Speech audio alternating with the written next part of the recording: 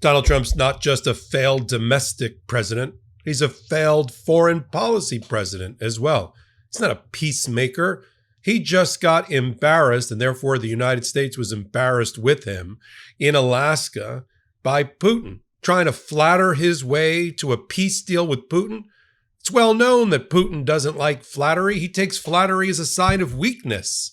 Donald Trump didn't even walk out of this meeting, this high-stakes bilateral one-on-one meeting with Putin. He didn't even get a ceasefire. Not only that, Russia continued to fire rockets at Kiev and at Ukraine throughout the meeting and after the meeting.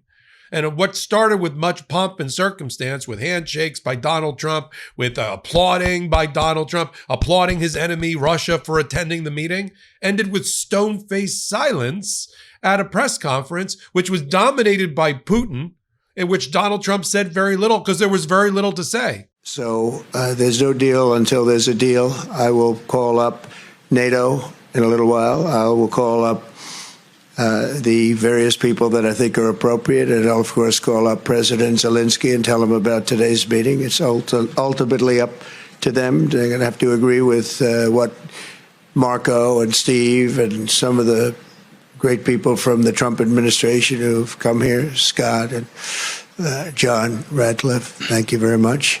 We really made some great progress today. I've always had a fantastic relationship with President Putin, with Vladimir. We had many tough meetings, good meetings. We were interfered with by the Russia hoax. It made it a little bit tougher to deal with, but he understood it. But it made it harder for us to deal as a country in terms of the business and all of the things that we'd like to have dealt with. But we'll have a good chance when this is over. So just to put it very quickly, I'm going to start making a few phone calls and tell them what happened. But we had an extremely productive meeting, and many points were agreed to. There are just a very few that are left. Some are not that significant. One is probably the most significant, but we have a very good chance of getting there. We didn't get there, but we have a very good chance of getting there. Again, Mr. President, I'd like to thank you very much, and we'll speak to you very soon and probably see you again very soon. Thank you very much, Vladimir. Next time in Moscow. Oh, that's an interesting one. I don't know. I'll get a little heat on that one, but I could see it possibly happening. Thank you very much, Vladimir. And thank you all. Thank you. Thank you. Thank you so much. And now Donald Trump, having failed miserably on the world stage, staking his reputation against, to try to solve the Russia aggression against Ukraine, something he said he would do 7 months ago on day one of his administration. Having now been thoroughly embarrassed, he's had to run back to NATO and European Union and beg them for help. After this failure, he says, well, I think we need a trilateral meeting. The bilateral meeting didn't work. Maybe we should have Zelensky there. Or as I said, the banner over Donald Trump shouldn't have said pursuing peace. It should have said missing peace, because Zelensky wasn't there. And now they're scrambling with Zelensky showing up on the Oval Office apparently on Monday. Hopefully that Oval Office visit will go better for everyone concerned than the last one, where Zelensky was thoroughly embarrassed and humiliated by Donald Trump and J.D. Vance. Even now, having presided over a weak and failed meeting with Putin, where Putin ate his lunch and embarrassed him, Donald Trump goes on Fox News, his favorite propaganda platform, with Sean Hannity, and says, Ukraine should make a deal.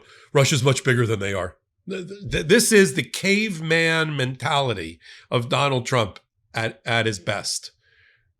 They bigger, you smaller, you should settle. And Putin, during his 8 minutes where he hogged the entirety of the press conference yesterday, compared to Donald Trump's 3 minutes. You ever see Donald Trump get out-talked by somebody? Shows you what Donald Trump knew he had lost. This was a winner talking in Putin. You know, it's sort of like, when you watch like a tennis match and at the end, like Wimbledon, there's the loser gets up, the consolation prize gets up and gives like a 1 minute speech, and then the winner gives an 8 minute speech. Yeah, that's what happened. He got the trophy, not Donald Trump. And during this speech, Putin even says, yeah, I wouldn't have attacked if you were in office, Trump. Well, I attacked Ukraine because Biden was in office. Who cares why? First of all, it's a lie and propaganda. And that's the best Donald Trump got out, that his the sworn enemy of the United States admitted that he attacked because Biden was in office. That's the best you can do. And now we gotta clean up the mess on aisle 47. Oh, I'm Michael Popok. You're on Legal AF. Take a moment, hit that free subscribe button. Let's dive into what we just watched. There's a reason presidents don't go to meetings and stake their political reputation unless there's been diplomacy behind the scenes to assure them of a winning meeting. You don't go in with the mantle of being the leader of the free world, God help us, against Putin if you know you're not going to walk out with an agreement. But Donald Trump doesn't believe in diplomacy. We don't have a State Department any longer. We don't have State Department employees. We don't have State Department funding. We got a guy who some oil painting says is the Secretary of State in little Marco Rubio. We got another guy behind him who's the real Secretary of State, Donald Trump's golf and real estate development and crypto buddy, Steve Witkoff. They were all there, but they didn't do any legitimate diplomacy. Foreign ministers didn't meet with the Secretary of State or lower level. We didn't have diplomatic teams negotiating anything before Alaska. Donald Trump just wanted to make a big show of everything, roll out a red carpet, kisses on the cheek for his arch enemy, Putin. And Putin smiling the whole way because he knew he was never going to, it was only going to be a win for Putin. Putin keeps talking about, I won't settle unless core fundamental causes for our attack on Ukraine are resolved. What are those?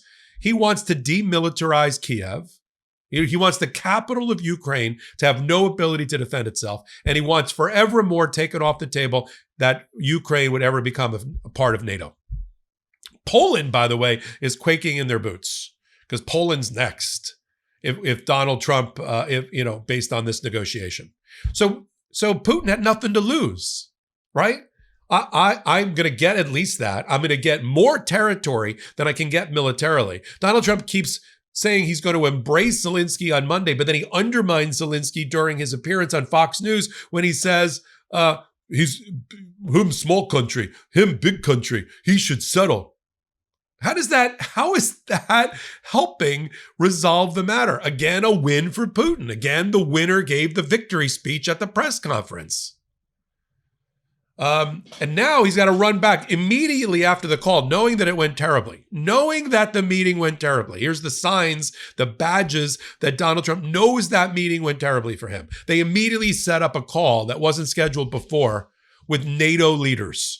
You know, all the NATO and European Union leaders that Donald Trump had been bashing along with J.D. Vance. J.D. Vance actually went to the European Union early on in this administration and embarrassed them and bashed them and disrespected them in a speech on European soil. Okay, now they're like, yeah, honey, can I come home now? Yeah. So on the phone call apparently was Ursula von der Leyen, who is the EU president, the head of the Secretary General of the EU, the French President Macron, the German Chancellor Merz, the head of Poland, of Finland, of Italy, were all on this phone call together.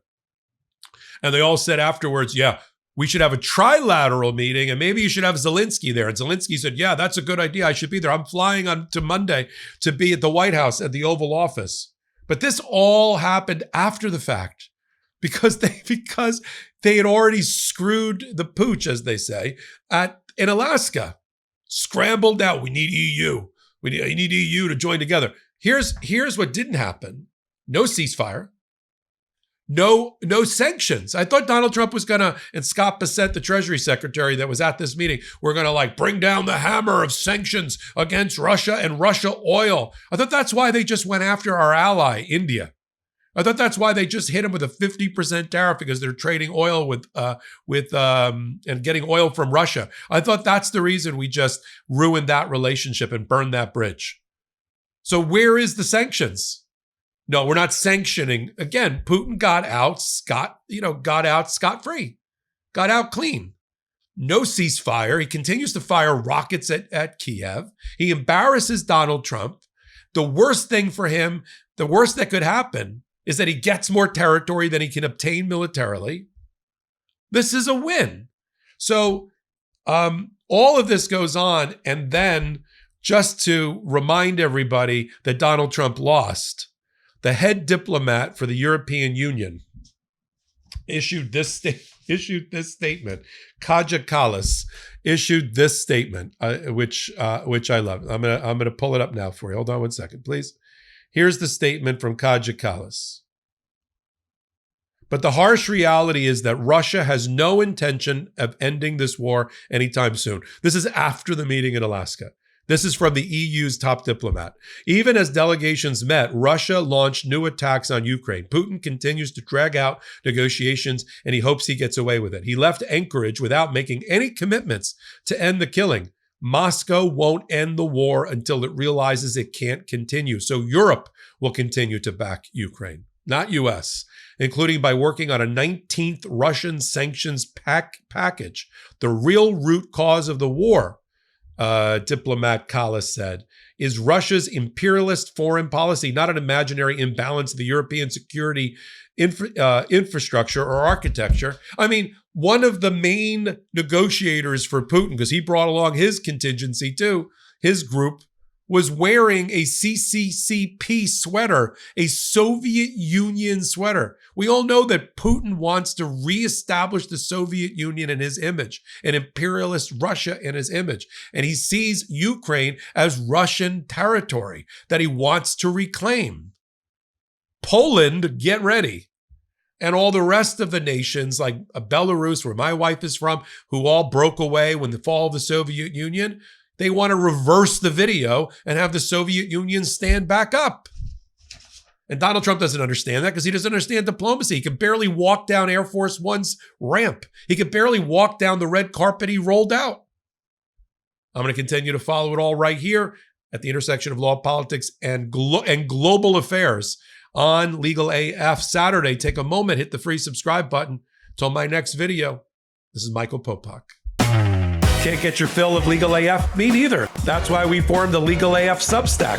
Every time we mention something in a hot take, whether it's a court filing or a oral argument, come over to the Substack. You'll find the court filing and the oral argument there, including a daily roundup that I do called, wait for it, Morning AF. What else? All the other contributors from Legal AF are there as well. We got some new reporting. We got interviews. We got ad-free versions of the podcast and hot takes. Where? Legal AF on Substack. Come over now to free subscribe.